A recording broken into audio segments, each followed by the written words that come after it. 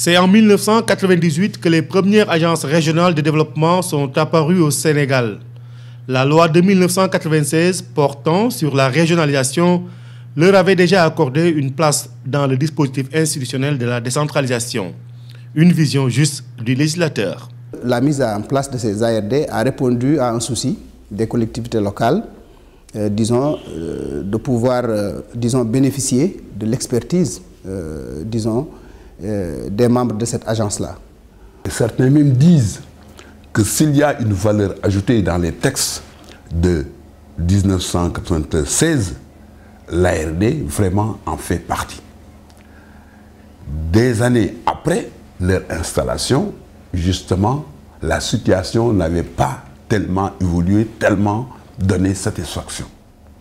Mais à vrai dire, c'est avec l'avènement du PNDL, cadre fédérateur des interventions, que les véritables missions des ARD ont été mises en valeur.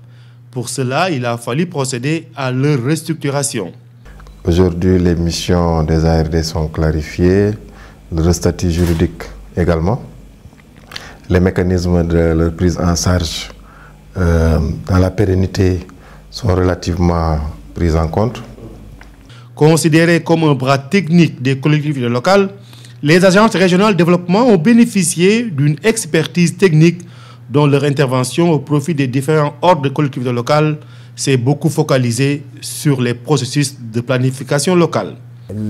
L'ARD a beaucoup œuvré pour la mise en œuvre des plans locaux de développement.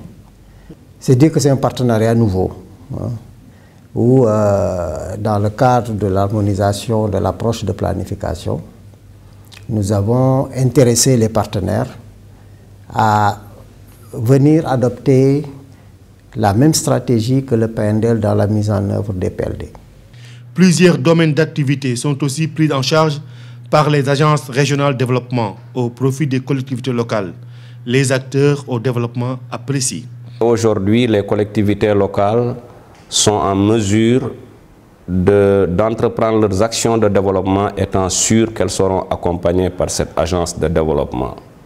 L'initiative de restructurer les ARD devra se poursuivre pour garantir une motivation du personnel à davantage servir les collectivités locales. Le grand défi auquel on est confronté est aujourd'hui la motivation de ce personnel pour le renforcement de ses capacités pour lui permettre véritablement d'être suffisamment attaché à l'agence régionale de développement, comme il l'est d'ailleurs, mais je crois qu'il y a quand même des aspects complémentaires qui pourraient contribuer à renforcer cet attachement-là. C'est au plan de leur pérennisation que l'État du Sénégal, à travers les ressources du Fonds de dotation de la décentralisation, assure le fonctionnement des agences régionales de développement.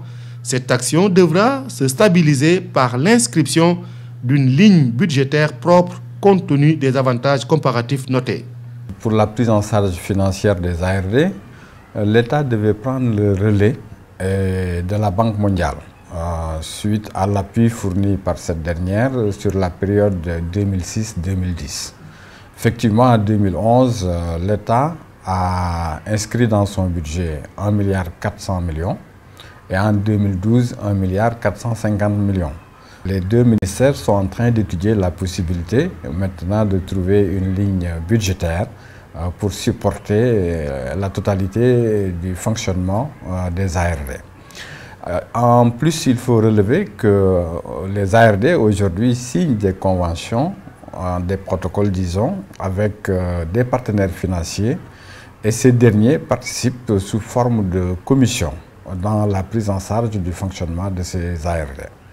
Aujourd'hui, toutes les régions du Sénégal disposent d'une agence régionale de développement fonctionnel.